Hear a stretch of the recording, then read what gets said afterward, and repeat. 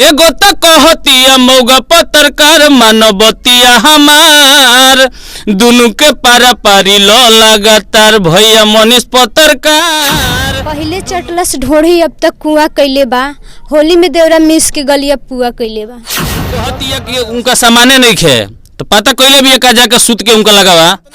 सब गाना में इतना अश्लीलता काहे भरल बा, ढोड़ी से पहुंचता है मुड़ी से पहुंचता नीचे ले काहे इतना? जब समाज भैया से निवेदन बा, हाथ जोड़ी बाबे कि ये खाली कम से कम सुन के देखोस, गाना में तो ना गई ना तो एकदम प्योर निर्लज होई तो जरूर गाई, तो गाई तो हमहू गाए कि मनीष भैया ताहर दूगो माल हो से जे पशु ते खाती बाड़ी सबे हाल हो।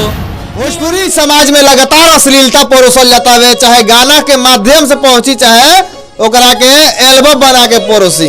अभी हम पहुंचल बनी सन गोपालगंज के आरके रिकॉर्डिंग स्टूडियो में। देखिए जबानी म्यूजिक डायरेक्टर साहब, अभी कोनो गाना का रिकॉर्डिंग चलता जी? हाँ, भोजपुरी गाना होता। भोजपुरी गाना तो खाली इतना अश्लीलता भर रहता सब गाना में। अश्लील का करे, मजबूरी पे गावल अश्लील। अंदर दो को सिंगर मौजूद बालो, यहाँ से बात कर ली जानल जाई।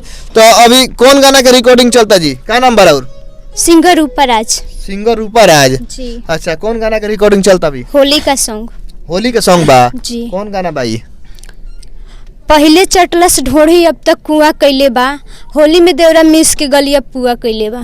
तो ये सब गाना में इतना अश्लीलता काहे भरल बा, ढोड़ी से पहुंचता है मुड़ी से पहुंचता नीचे ले काहे इतना? जब समाज अश्लीलता देखी तो हमनी के तो उहे काम बगावल खाली अश्लील दिया जी। जब अच्छा सुनबे ना करी समाज तो का कइल जाई कि अपन पेट तो पलात तो ना मारी, हमनियों के पेट बा। इतना दिन से अच्छा गाना गावल गइल, कोनो व्यूज ना आवेला, कोई मतलब देख ना पावेला ओकरा के, तो का कइल जाई? अश्लीलते अब होता। देखिए जबानी अब हमरा साथे ओम प्रकाश सोहनी जी है कि वो गाना लॉन्च कैले बा नया। पहले जखने चंपारण के दूगो लड़की मनीष कश्यप पर गाना गइल रही सन, तो अब यहाँ का तीसरका एगो मनीष कश्यप पर गाना निकल बनी, मनीष कश्यप के दूगो माल। तो ये कौन गाना बाजी का? जियो भोजपुरिया चैनल के जितना भी श्रोता समाज देखे वाला सुनवैया बानी तो वो लोग के चरणों कमल में सदर प्रणाम। हम सिंगर ओम प्रकाश साहनी तो दुआ से राजेश जी बता दहल चाहतनी ई चीज कि दूगो लड़की बाड़ी सो, एगो कहती है कि नईखे का दू सामान मौगा पत्रकार, आ एगो कहती है का बनबा भतार। बताई ई कहाँ तक सही बा? यही से हम एगो गाना लॉन्च कर देनी है कि एकरा बाद तीसरा कोनो ना आवे, ना तो बार बार टॉर्चर करी हन से मनीष भैया के। मनीष भैया यही काम में नानू, यही फिराक में नानू घूमी हन, वो बियाह करस आ ना करस तोरा का होता। आ एगो बात कहती है का कि सामान नहीं खे कहते उनका लगे जाके तनी जाके पता करो ना जे सामान बाकी नहीं खे, ताह ना रेल दिहन की बेलू ना होई, कम से कम इहो तो सोचे के चाहिए। तो यही से गाना गईनी है एगो हम कि मनीष भैया ताहर दूगो माल हो से जे पशु ते खाती बाड़ी सबे हाल हो। मनीष भैया ताहर दूगो माल हो से जे पशु ते खाती बाड़ी सबे हाल हो। एगो तो कहतिया मौगा पत्रकार, एगो तो कहतिया मौगा पत्रकार मानवतिया हमार दुनु के पारा पारी लो लगातार भैया मनीष पत्रकार दुनु के पारा पारी लो लगातार। देखी ई गाना में तो ज्यादा अश्लीलता भरल बा, ओकनी गाना में तो तनी कम रहला।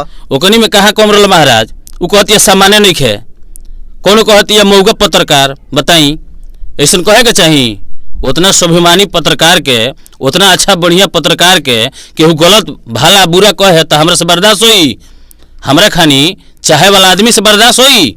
ना होई, हरगिज नहीं के हो सकत बर्दाश्त। रउआ खानी बहुत लोग चाहे वाला बा, उ लोग कहने के विरोध करत, रउआ आगे आइल बानी विरोध करे। जे नइखे करत उ नइखे करत, लेकिन हम तो करेम।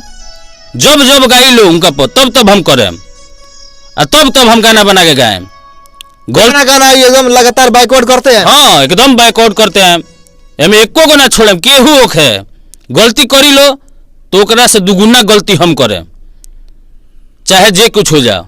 सन ऑफ बिहार कहे जावाला मनीष कश्यप पत्रकार के लगातार जन बा वीडियो वायरल होता है, कहीं ना कहीं देखा जाओ तो एगो समाज में गलत संदेश जाता।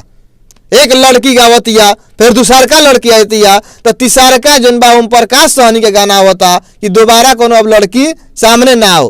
तो का लगता है वही गाना से कोनो अब ना गई लड़की? ना गई, ओकरा लाज हुई तो ना गई, और ना तो एकदम प्योर निर्लज हुई तो जरूर गई।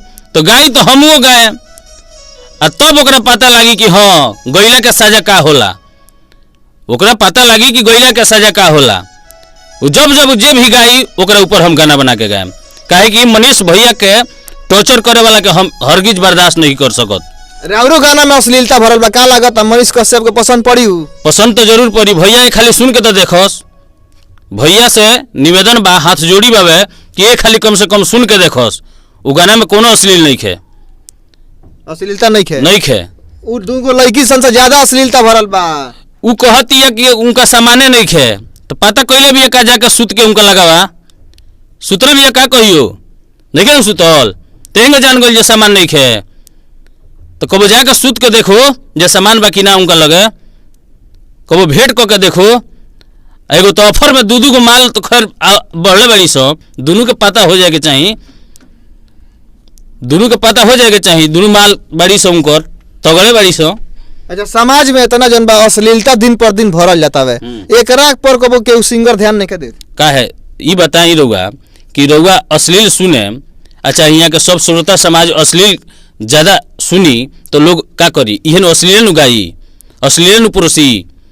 इतना 8 साल से मेहनत कर तनी सो, अच्छा गाना, बढ़िया गाना, पारंपरिक गाना, सामाजिक गाना गा के ए जगह पर बानी सो। अभी तक ले उतना व्यूअर्स मिलबे ना कइल जो हमनियो कुछ करी सो। बताई माने रउआ कहे के मतलब बा कि जैसे रेस्टोरेंट में जाइल जाला, जौन ऑर्डर कइल जाला उहे खाए के मिलेला। हाँ वह खाए के मिली, जेकरा जौन मर्जी बावे उ सुनी, उ तो ज़्यादा माने जे जौन चीज खाई उ तो ज़्यादा चलबे करी, ओकरे न ज़्यादा होई।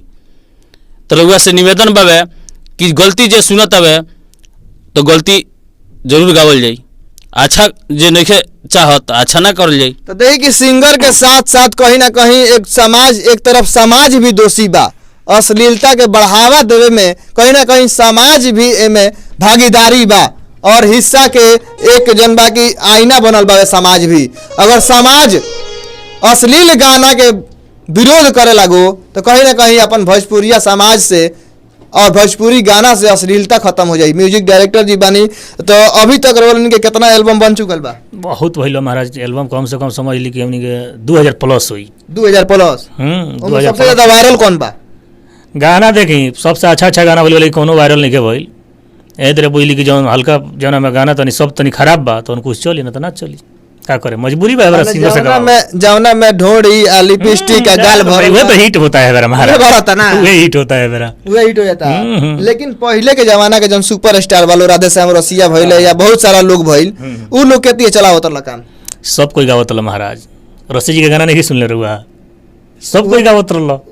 रसिया जी दुअर्थी गाना बा, तो ये हुए तो बहुत लोग बावत लिखता है गावता, आ कितना लोग तो खुलिया में गावता, जबरदस्ती गावता जे हमार गाना अच्छा बा, कोनो गलत नहीं है। सुनत नहीं रहो तने जाके सुननी है, उतना खराब गावत रही तो कहत रही हमारा अच्छा बा। अच्छा एगो और उनकर गाना आ गइल बा, सुननी है कि नहीं? अरे मत पूछी, उनकर गाना तो ब्लास्ट करते एकदम ब्लास्ट करता ना। एवरा देखी जितना सिंगर बा लो छोट जो लड़की नया एवरा आवत सोच तरी से अश्लील गा के हिट हो जाई। गावे के ढंग नहीं के, ना सुर बा ना ताल बा, हिट हो गए कुछ भी गा दे तरी सन। जैसे पूजा पांडे गईली है, गावे के तो ढंग नहीं है, ओकरा पूजा सिंह गईली, ना सुर बा ना ताल बा, सोच लीजिए मनीष भैया के नाम पर गा देम चल जाए, तो मऊगा बना के गईली, क्या करें? देखिए कहीं ना कहीं समाज दोषी बा। वीडियो को ज्यादा शेयर करी, वीडियो यूट्यूब फेसबुक पर देख मिले। अगर वह क्षेत्र में कोनो समस्या दिखता तो कमेंट करके बताएं। लेकिन अश्लील और गाना के अश्लीलता के कहीं ना कहीं देखल जाओ तो विरोध भी करे के चाहिए, अश्लीलता के बढ़ावा ना देवे के चाहिए। इसे भी हमनी के अपन चैनल के माध्यम से जन वीडियो रोल उनके दिखाओ तो नहीं, कहीं ना कहीं इस समाज के जागरूक करके दिखाओ तो नहीं सन, और अश्लीलता के बढ़ावा ना हो। धन्यवाद।